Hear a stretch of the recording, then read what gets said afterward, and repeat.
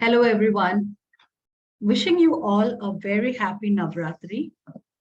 And today, as Navratri special, ECDF has come up with the storytelling session with two amazing storytellers lined up.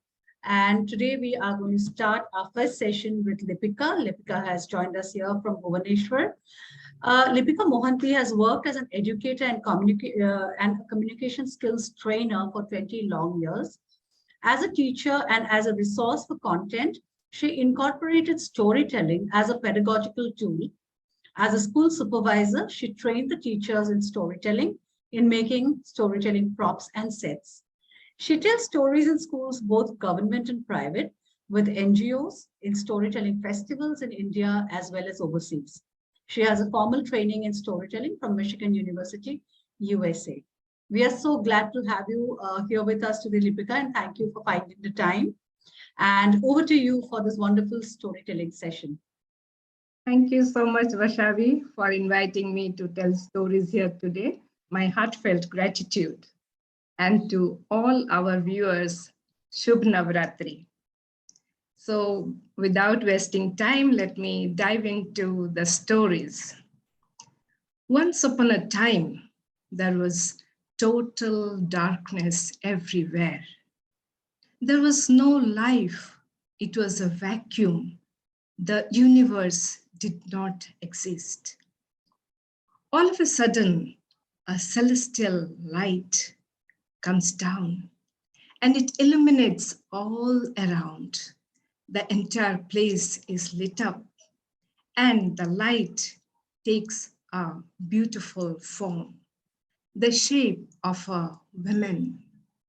And she was the Adi Sakti in the avatar of Mata Kusmanda. It is said that Mata Kusmanda is the creator of the universe. Her name also literally means so. Ku means little and Ushma means warmth. And Anda means the cosmic little universe. So she created the planets, she created the stars, she created the galaxy, she created the Milky Way, and she was the first being on the universe. Along with that, she created three supreme powers, three supreme goddesses. From her left eye, she created the terrifying form of Mahakali. From her right eye, she created the benevolent Mahasaraswati. And from her third middle eye, she created the enormous Mahalakshmi. And these three supreme goddesses, they created two forms, a male and a female. Mahakali gave birth to Saraswati and Shiva. And Mahalakshmi gave birth to Brahma and Lakshmi. And Mahasaraswati gave birth to Vishnu and Shakti. So Mata Kusmanda gave Vishnu to Lakshmi, Brahma to Saraswati, and Shiva to Sakti. And she absorbed all three supreme goddesses to herself. And she became the center of all the never-ending energy. And what she created, these gods and goddesses, they went on to create the universe and many other forms and creatures and all the living things that we see all around. The animals, the plants, the forests, the water bodies, and along in that universe, everything existed, good as well as bad. There were opposites existed, like if there is darkness, there was light. When there is day, there was also night. And there was right and there was wrong. It is up to us to choose what to take to good or bad. And as we all know that Navratri is the celebration of the victory of good over the evil. So we should always treat the path of good, not only for us, but for all of us, for the well-being of all.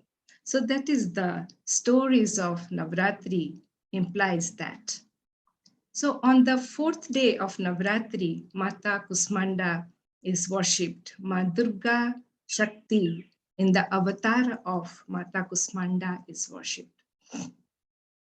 As it is when the demons and asuras and gods, everyone existed in the universe, they were always fighting. The asuras always wanted to get all those advantage the gods have got, which they have not got. That was the immortality. And they always fought with them to capture the three worlds. So what happened? In the first day, Sailaputri is worshipped. Ma Durga is worshipped on the avatar of Sailaputri. But Sailaputri is the reincarnation of Mata Sati. She was Devi Sati in the first birth. She was actually the daughter of Daksha Prajapati, who was the son of Brahma. It so happened that Devi Sati fell in love with Lord Shiva, but Daksha would not agree because he thought that Shiva was not the right person to marry a girl from a noble family. But Sati would listen. She was rigid in marrying Lord Shiva. And finally, she got married and went to live with Shiva in the mountains in Kailash. Once she heard that her father, Daksha Prajapati, is holding a celestial yagna for all the gods and sages, and everyone was invited. But Daksha did not invite Lord Shiva or Sati, and Sati was very sad.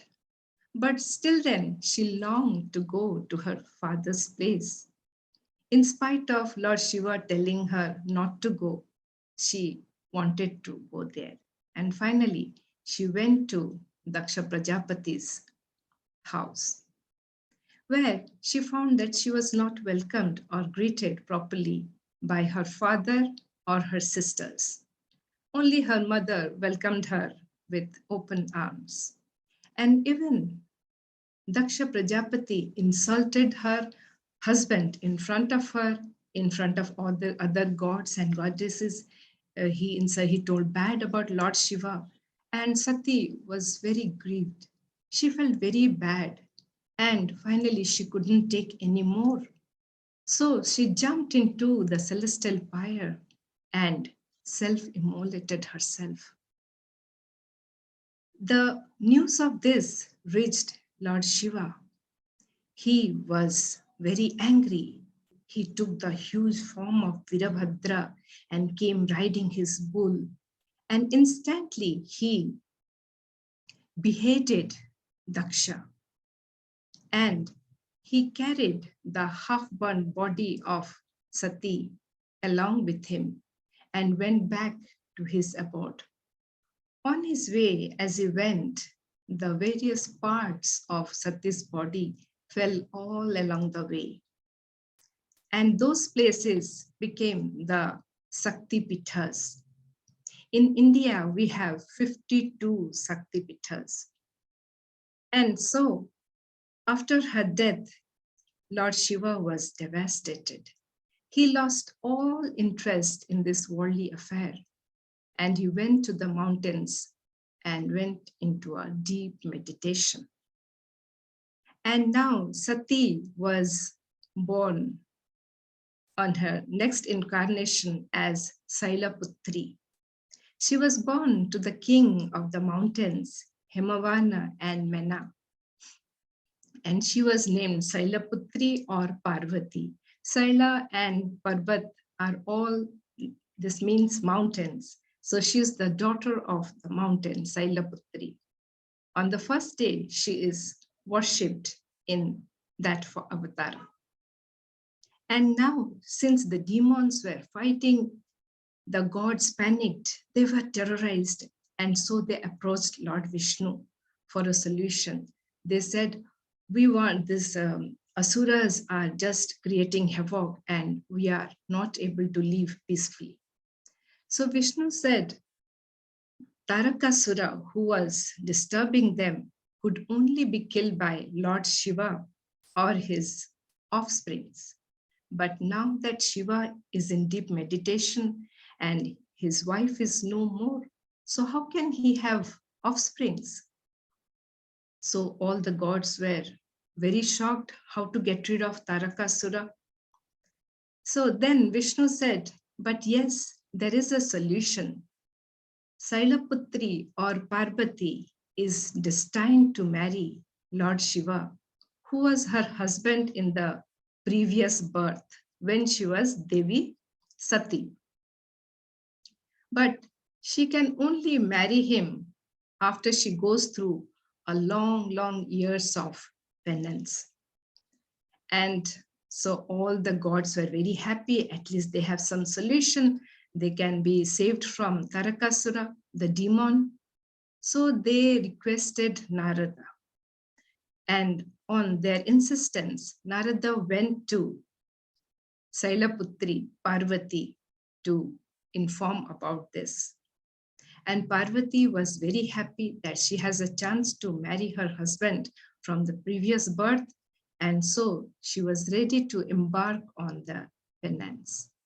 And she left her house and she went to the forest. And for 1,000 years, she lived there without taking any food. She ate only flowers and fruits. Then for the next 100 years, she ate only vegetables. And for another 3,000 long years, she ate only leaves. And that also she gave up. So when she gave up taking leaves, she was also addressed as Aparna. So after this long penance, finally Brahma appeared before her. He was so satisfied with her devotion, with her determination, that he wished to grant her, fulfill her wish.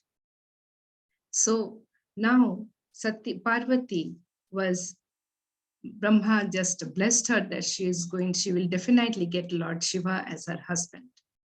So during that time, Parvati, when she took to the penance, she was the avatar of Durga when she is called as Brahmacharini. On the second day of Navratri, we worship Adi Sakti in the avatar of Brahmacharini. So now Lord Shiva and Parvati is to marry. Lord Shiva was not willing, but after looking at Parvati's resolve, he and her penance, he finally agreed to marry Parvati. So the day was fixed, wedding day was fixed. Himavana and Mina, Parvati's parents, were overwhelmed that they are going to get Lord Shiva as their son-in-law. So everything was decorated, his palace was decorated, and all were waiting. Parvati was decked up very beautifully. She was wearing all diamonds, golds, all jewelries, very beautifully decked up. And her hair tied beautifully with flowers. And she was wearing a sari of gold, diamond, pearls, rubies, sapphire, everything decorated with it. And she was looking brilliant. She was looking a gorgeous, beautiful bride. And everybody was now waiting for the groom to come. But what was this? The groom and the procession. It was the most strangest of procession that they have ever seen. The bridegroom's procession consisted of ghosts, ghouls, agouris, ascetics, and the strangest of creatures they have ever seen. And they were all terrified. And many of Parvati's relatives, they even fainted looking at those terrorizing and ferocious forms. And the groom, Lord Shiva, he was so unkempt, he looked so messy with bodies smeared with ashes, and snakes coiled around his neck and on his matted locks and unkempt hair. He was wearing only a tiger skin on his vest, nothing else. And now everyone was so shocked, and Parvati was in a dilemma. So, in order to avoid further embarrassment, she took a vicious form. She transformed herself to a huge form. She looked all golden. She had 10 arms and she rode a lion. And she looked so bright and brilliant, people couldn't see her. And she had a crescent on moon on her forehead. And that avatar of Adi Sakti Ma Durga is known as Chandraghanta. So in that avatar, she requested, pleaded, and persuaded Lord Shiva to dress himself, groom himself properly, and to appear with a very grand and nobler procession.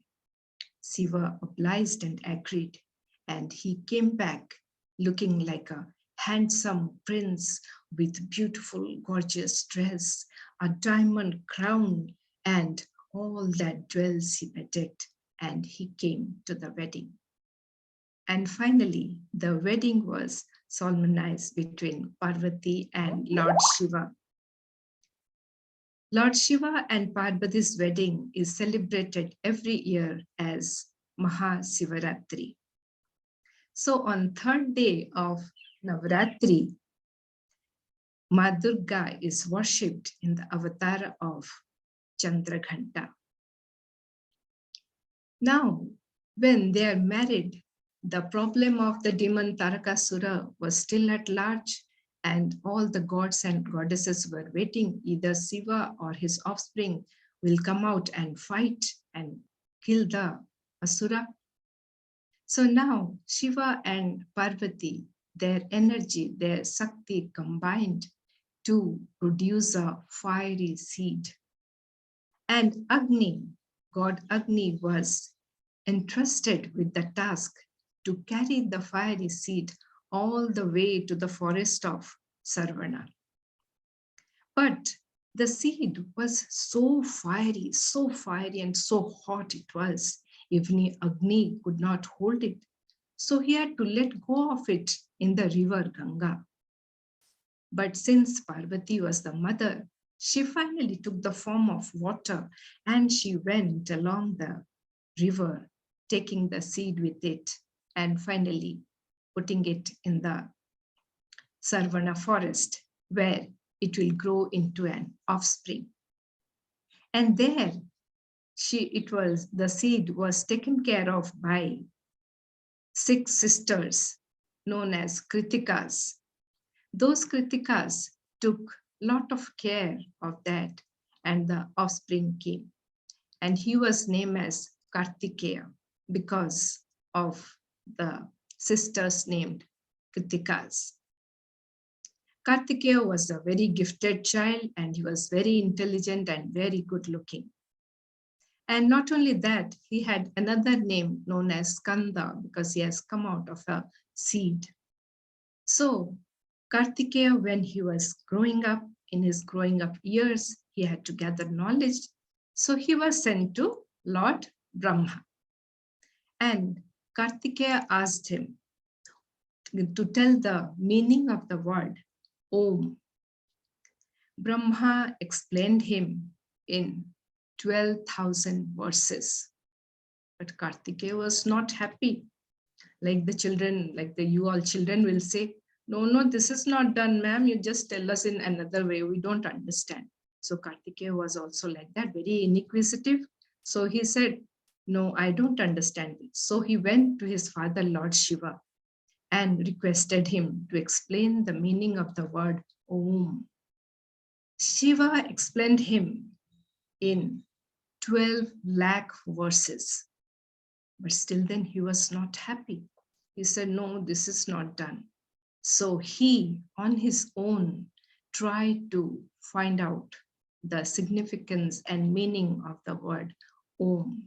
As you all do, you have to search the Google, you have to go through the books and find out answers for so many questions that ring in your head, right? So similarly, Kartikeya was also a young boy, and he was inquisitive, and he just wanted to know more and more. And after a lot of work and research, he could express and explain the meaning of the word Om in 12 crore verses. So he was so bright and brilliant, and he was very powerful and brave. And so he was appointed as the commander-in-chief of the gods' army.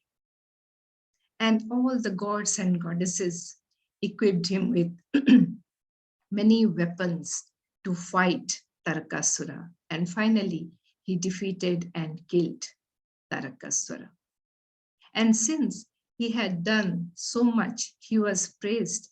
And not only that, since Parvati, who was instrumental in bringing him to this world, so she was also praised. And so on the 5th day, she is worshipped in the avatar of Skanda Mata. Skanda is Kartikeya and his mother, Skanda Mata. In that avatar, Kartikeya is seen sitting on the lap of Parvati. So both son and mother are worshipped together. So when we do good things, we not only bring praise for us, but we make our parents proud, and we also make them more praiseworthy. So this is what all children should do. And so that was the end of Tarakasura, and the gods thought that it will be very good, a relief for them to live happily. But again, another Asura turned up, and this time it was Mahisasura. Mahisasura was torturing the gods, the sages, and everybody. He just wanted to rule the 3 worlds, and he was thinking himself to be more powerful. So all the gods again went to Lord Vishnu, what to do, how they can save their abode.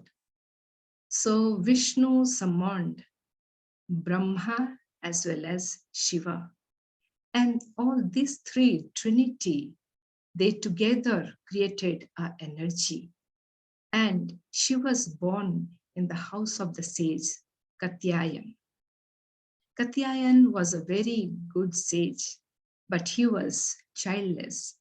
And he often prayed to Adi Sakti to be born in his house as his daughter. And finally, his wish was fulfilled, that Adi Shakti was born in his house, and she was named Katyayani as his daughter, according to his name. Katyayani grew up to be a very beautiful, strong, and woman, and she was a very brave fighter, a very good fighter.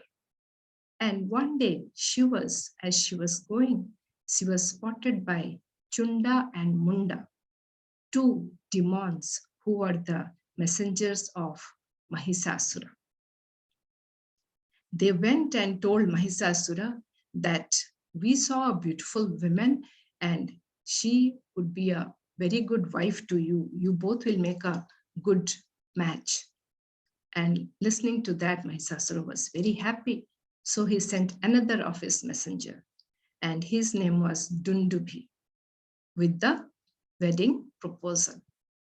So Dundubi went, and he went and told Katyayani that my master is the ruler of the 3 worlds. He boasted so much about Mahisasura, and he is so powerful. He's the mightiest of might.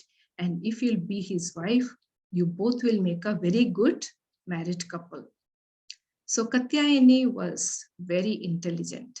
She smiled and she said, but we have a family tradition that he who defeats me in the battle would can make me his wife. So he took the message from Katyayani to Mahisasura. When Mahisasura heard it, he was very ready. He was ready for the battle. And now all the gods and goddesses knew that the time has come for the end of Mahisasura. They all gave Katyayani many weapons, like Lord Shiva gave her his trident. Vishnu gave the Sudarsana Chakra. Brahma gave the rosary and the Kamandalu.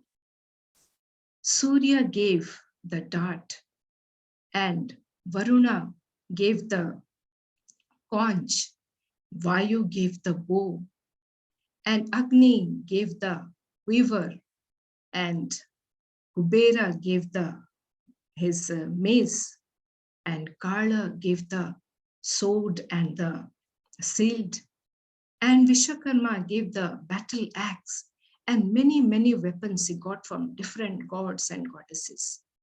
And so they, both of them, Durga, Katyayani and Mahisasura, they met at a point, and there was a fierce battle between them. And Katyayani killed and defeated many of his followers, Mahisasuras.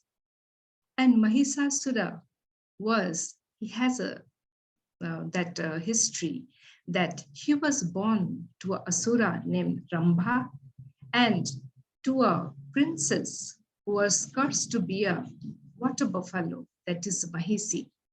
So his name was Mahisasura. He was born to a asura and a Mahisi buffalo. So his name was Mahisasura.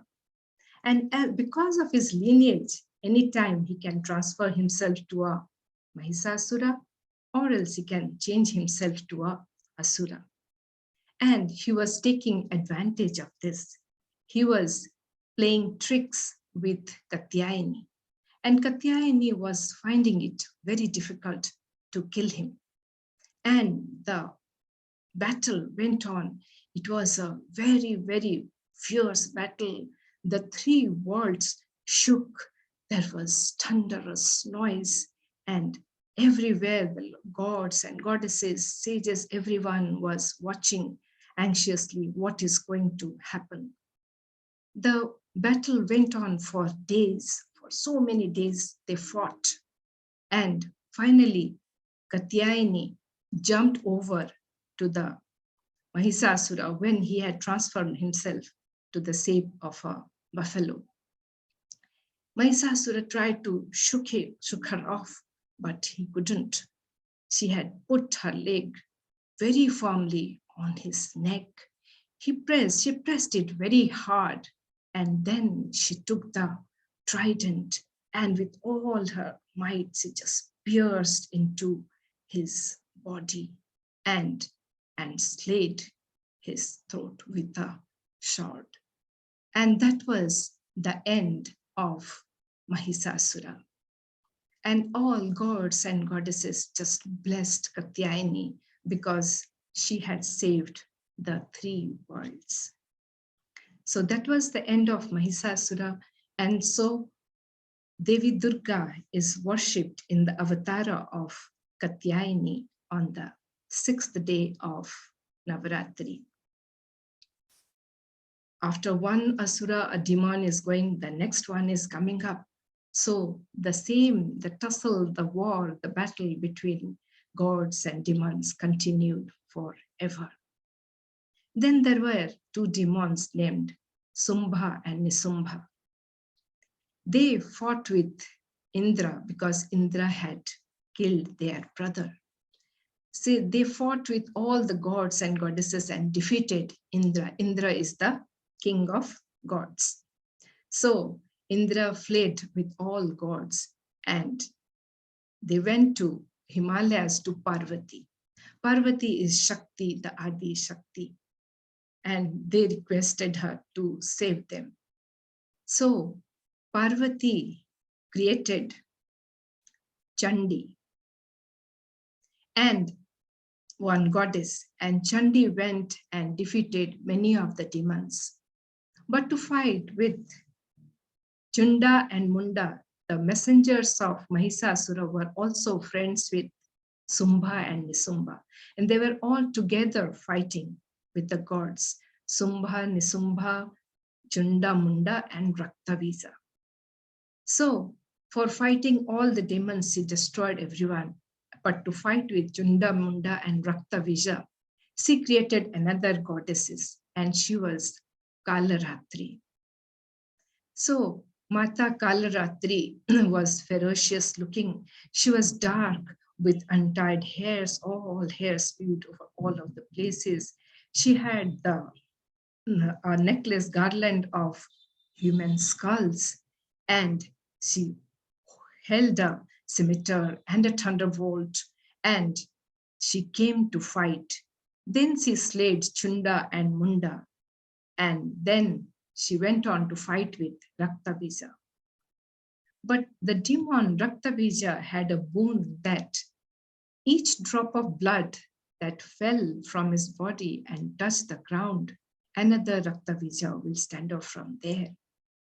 There will be many clones of Raktavisa as drops of blood, as his blood fell and touched the ground. So it was very difficult for Kalaratri to kill Raktavisa. Then she finally, whenever she slayed Raktavisa, whatever drop was dripping down, she licked them all. She licked all the bloods, and finally she could manage to kill Raktavisa. In the form of Kalaratri, she is called also Mata Subhankari. She is considered very auspicious, for she brought an end to the darkness, the ignorance, and she is there to end the ignorance and darkness that come to people. So on the 7th day of Navratri, Ma Kalaratri, Ma Durga is worshipped in the avatar of Mata Kalaratri.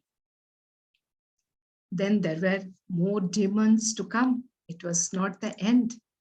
So when there was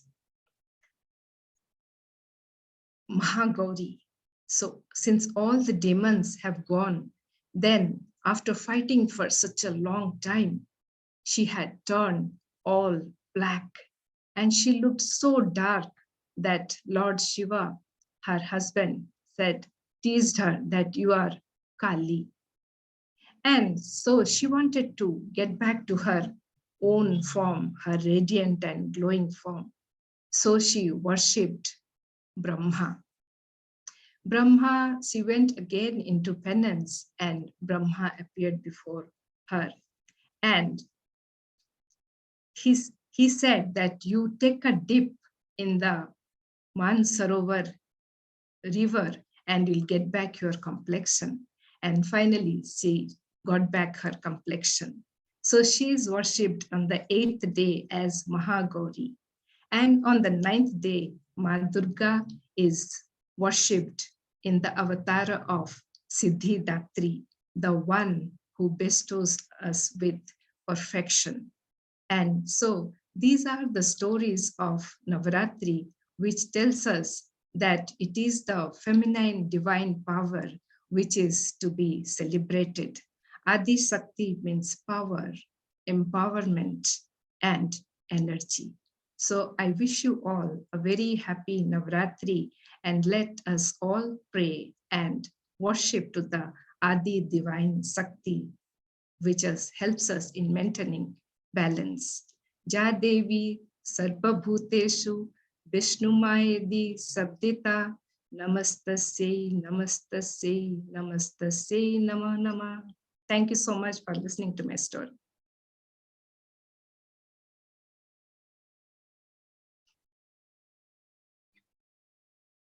Thank you.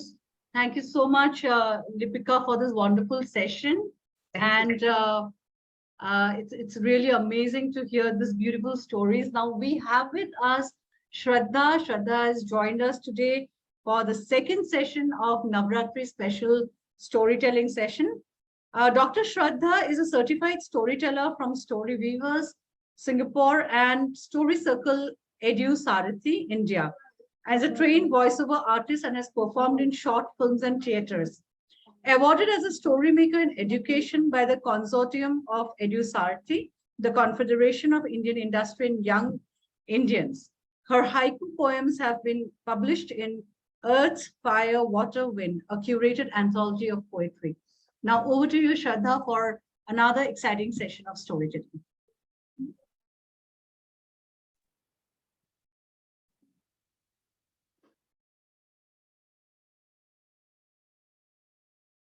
Thank you so much.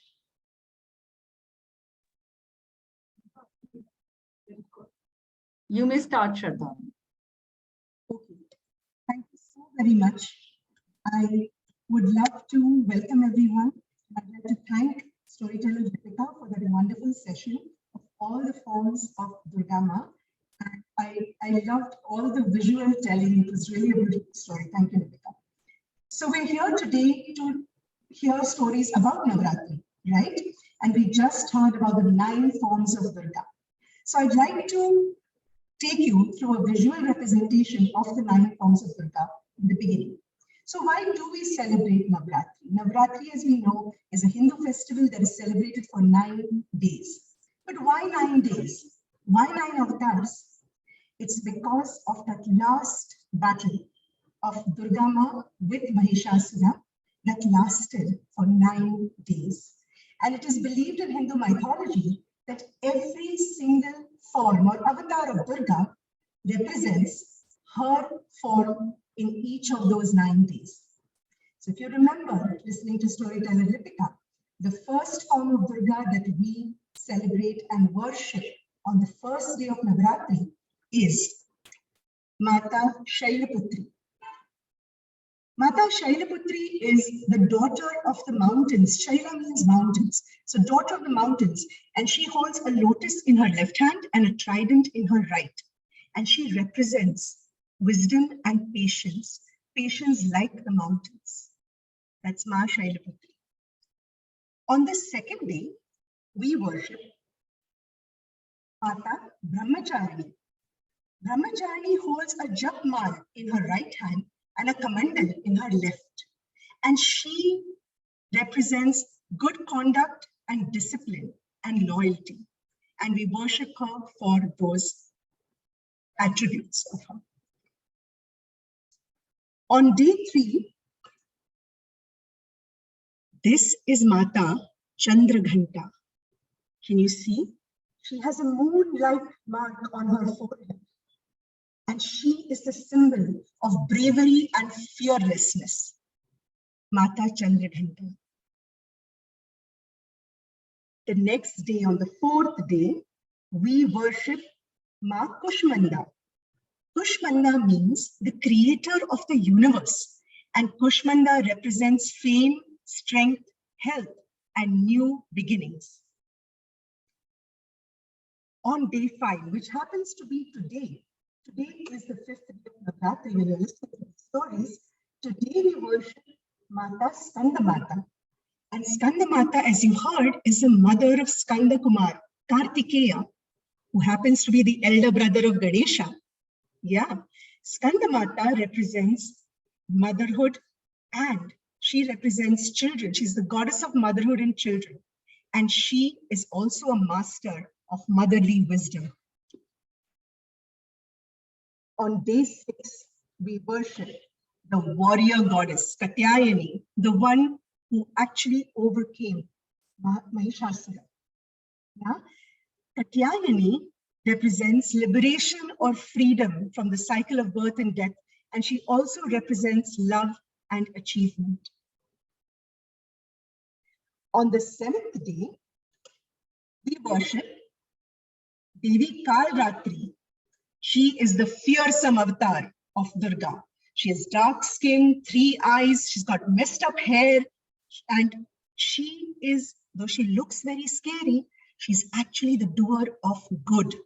She is the one who gets rid and fights ignorance and darkness. And she protects good people. That's Devi Kalratri. On the 8th day, we worship Devi Mahagauri. She is luminous like the moon, beautiful, peace-loving goddess. She's a very forgiving goddess, and she protects all the goodness in you. Mahagauri. And on the 9th day, we worship Devi Siddhidatri. She is wise, wise, wise goddess, and she bestows her wisdom on all her worshippers, and she symbolizes faith and gratitude. Devi Siddhidatri. Those were the 9 forms of Devi Durga. I'd like to give a shout out to my friend and artist who made these beautiful, beautiful paintings. These are hand drawn by my friend Snigdha Bhatia. She is the artist who's responsible for those beautiful visuals that you just saw. So the story that I'm going to dive into right now is about Goddess Durga and Mahishasura. Yeah. We all know the battle lasted for 9 days, and then after the 9th day, finally, there was victory of good over evil. But where did this story begin? How did this story begin? Let's listen. So once upon a time, a very, very, very long time ago, more than you can imagine, ages and ages and ages ago, there was a king of the Asuras. Now, do you know what Asuras are? Asuras are demons. So in Hindu mythology, there are 3 worlds. One that's occupied by demons, that's called Patal-lok, the underworld. One that's occupied by humans, called Bhulok. And the 3rd world is occupied by Devas, or the gods, and it's called Svargalok. So this king, where the story starts, he was the king of Asuras, and he lived in Patal-lok. His name was Rambha. See, I hope you can see him well. Rambha was a king of demons, the king of Asuras, and he fell in love. He fell in love with an Asura princess called Princess Shamala. Shamala had a curse that was on her. She was cursed to take on the form of a water buffalo.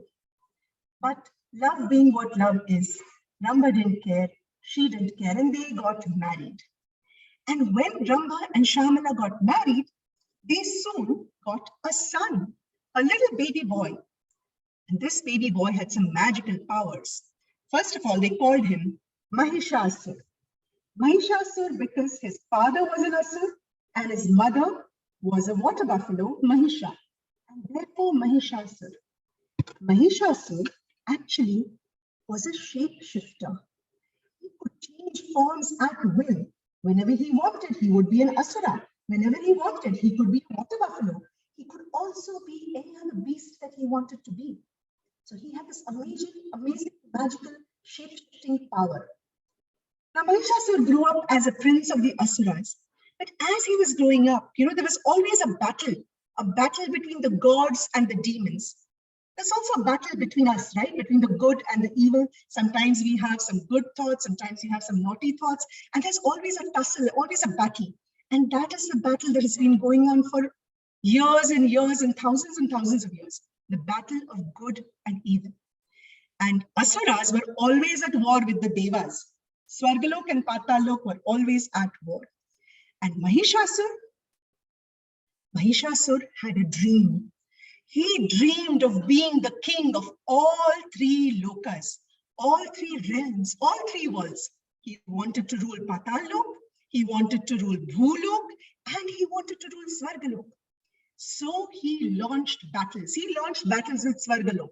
Because Bhulok, he was probably thinking very easy to conquer. Humans, no problem at all. But Devas, I need to conquer the Devas. So he marched on Svargalok many times. But he was always defeated by the Devas. The Devas always won. The good always won. So he started thinking he was not someone to give up very easily. He wanted to be king of all three realms and he wanted to do it. How to do it was the question.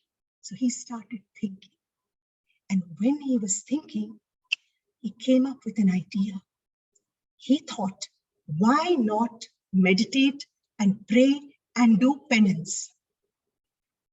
He had seen that those who do penance usually get granted their wish, they get granted a boon. So Mahishasura did penance, very, very strong and strict penance for many years. Many years. And finally, after very strict penance, he did not eat, he did not drink any water, he did not even sleep. He just closed his eyes and he meditated. And you know who he meditated upon? He prayed to the Lord Brahma, the God of creation. He just meditated on Lord Brahma and prayed to him. And after thousands of years, Lord Brahma could not ignore him anymore because he was doing extremely hard penance. So Lord Brahma appeared before Mahishasura. See, Lord Brahma appeared and he said, Mahishasura, tell me, you have done such great penance. Tell me what you wish for and I shall grant you the boon. Mahishasura, he said, Lord Brahma, grant me immortality. I want to be deathless. No one should be able to kill me. Lord Brahma, he could not grant Mahishasura immortality. It would be very, very, very dangerous to grant someone immortality who wanted to rule all three worlds, who knew what kind of a ruler he would be. And then if nobody could kill him, if he was immortal, that just would not work. But you know, Lord Brahma is the God of creation. And he felt that asuras were just as much as his children as the devas, as well as the humans were. So how could he ignore all this hard penance, hard work done by his child and asura? He had to grant him something. He had to grant some sort of wish. So he very cautiously and very gently told Mahishasura, Mahishasura, I cannot grant you immortality because, you know, everyone who is born must die. I cannot grant you that wish. But what I will do is I will grant you a wish that you can choose who will not be able to kill you. And Mahishasura said,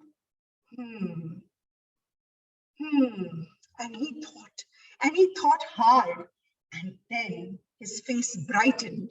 He said, okay, Lord Brahma, please grant me a boon that no man, no god, no demon, and no beast shall be able to kill me.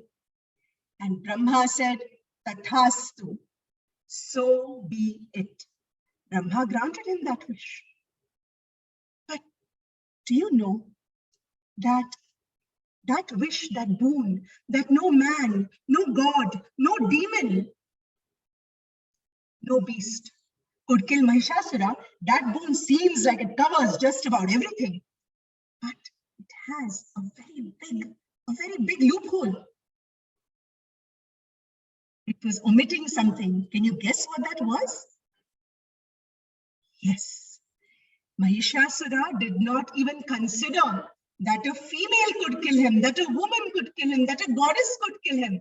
So he didn't even bother asking for protection from a female human or a goddess, because he didn't think that a female could possibly kill the mighty Mahishasura. And that was his mistake. So after he got his boon, Mahishasura became extremely powerful. No warrior could kill him. He was the biggest warrior of all. And he went around and he conquered all of Patal-lok. He went on to Bhulok and he conquered all of Bhulok where the humans lived. And then he marched on to Swargalok and he had furious battles with the Devas. And this time the Devas lost because of his boon by Brahma. And they ran helter-skelter away from Svargalok, looking to hide. And Mahishasur became the king of all three realms. And he ruled very, very badly. He had so much power, the power went to his head, and he was a very mean king. He was not nice to his subjects, and he was ruthless. So the humans were in chaos. They really were in trouble. The Devas were running, and the Devas ran, and they went to Lord Brahma. They went back to Lord Brahma and said, Lord Brahma, you've given Mahishasur this boon and we cannot kill him now. What do we do? Protect us, help us. Everything is in a mess. We need our Svargalok back. The humans need their Bhulok back. Please help us. But Brahma was helpless. Once the boon is given, he could not retract it. He could not take it back. So he said, let us go and ask Vishnu. Lord Vishnu, the preserver. Let us go and meet Vishnu and see if he can do something about this. So he went along with the Devas to meet Lord Vishnu. And Lord Vishnu was sitting there. He was watching because he was the preserver and nothing was being preserved. Almost everything was being destroyed in Bhulok and Svargalok. He was upset. But there was nothing he could do about it because of the boon Brahma had given Mahishasur.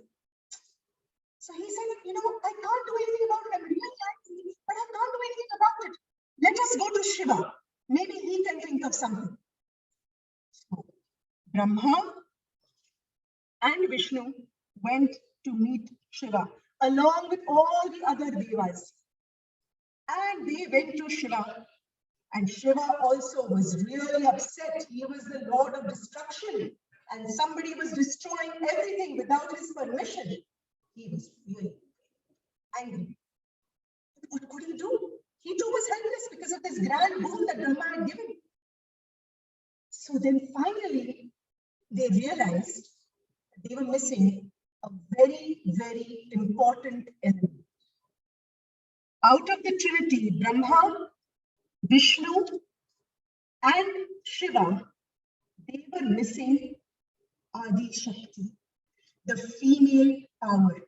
So they all got together along with the Devas and they all sat together and meditated. And out of that grand meditation of the Devas, Brahma, Vishnu, and Shiva, there came a beautiful, glorious light out of their faces. And the light shone out and it combined and became a big sphere of light, golden and radiant sphere of light. And out of that sphere of light merged Goddess Durga. Goddess Durga in her entire glorious form, with the king of animals, the lion as her vehicle, with 10 hands that bore a weapon from each of the gods. And all the gods blessed her and gave her all the strengths and attributes that were the best in them. And Durga represented all of them. She was the one invincible entity that the gods had. And she rode into battle on her lion fearlessly and fearsomely, with her eyes blazing. And as she rode towards Mahishasura to declare battle with him, the oceans boiled and the earth trembled and the mountains shook and boulders crashed into the valleys. Just as a prelude to the epic battle that was going to happen between her and Mahishasura. And Mahishasura, was he bothered, do you think, when he saw this fearsome warrior coming towards him, full speed? Do you think he was bothered? When she came closer, he saw that Goddess Durga was a woman. And he said, a woman? The gods are hiding behind a woman? They think that a woman can defeat me. We shall see. bad mistake, Mahishasur, bad mistake. There was an epic battle between Durga and Mahishasur for 9 whole days. 9 whole days they fought. The Asura army was destroyed. Goddess Durga was unstoppable. And when she finally battled Mahishasur, Mahishasur used his magical shape-shifting ability and he started changing. First, he was a water buffalo. And Goddess Durga threw a lasso around him and she brought him to his knees. And she was about to kill him when he suddenly shifted shape and he became a lion. And he escaped from that noose. But the lion also couldn't affect Durga in any way. So then he changed again and he became an elephant. And he charged against Durga and her lion. But she cut off the elephant's trunk with her sword. And then immediately he shape-shifted again and became a very handsome man, thinking that, oh, maybe she will be just lured by me. But no, Goddess Durga did not at all get deterred from her vision of slaying Mahishasur. And then she took her trident and she started charging at him. And Mahishasur turned back into a water buffalo, his Mahishasur form. And huge Mahishasur charged at Durga. And Durga had enough. Goddess Durga had enough. After these 9 days of battle, she said, this is it. And she took her trident and she plunged it into Mahishasur. Half Asura, half water buffalo. And she was triumphant. And that's how Mahishasur got killed, got slain by a woman, Goddess Durga, the invincible. And that was the story of Goddess Durga and why she is also known as Mahishasura-Mardini. I hope you liked that story. I'd like to credit the artwork to other artists, Prerna, Mitra, and Raj. They're the ones that inspired me to do these drawings. I'd like to give credit where it's due.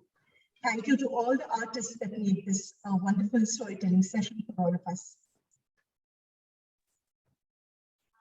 And happy Navratri, everybody. Same to you. Thank And you. the drawings are very beautiful. Absolutely amazing. So much, Lipika.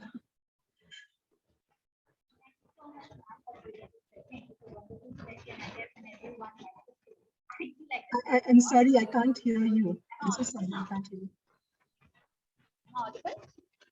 Yeah, it may be my device. I've actually lost electricity here. So I'm working on an inverter. Yeah, probably. But it was a beautiful session by you. Thank you so much for a lovely story. And like, I guess everyone liked it. I myself liked it a lot. So thank you so much. Thank you. And thank you, Lipika. Your story was a beautiful, it was perfect. I was so glad you did those 9 avatars because it really added all the stories. It was too short a time to tell for me all the stories and this one. Yes, yes. I'm so glad it worked. More time also, another 5 to 10 minutes. Anyway, it was good. Thank you. It was wonderful. Nice Yeah. meeting you. Nice meeting you too. Yeah. Thank you. Seen you during Eric Miller. I'm sorry, Lipika. You went to that Indian storytelling, Eric's storytelling. Did you say story there? Yes. Yeah, that's right. That's right. Chennai. Yeah. Chennai. That's right. Yes. Yeah. We should connect on Facebook for sure. Yeah, sure. Thank you. Sounds good. Bye. Bye. Thank you. Thank you so much. Bye-bye. Thank you. Bye-bye.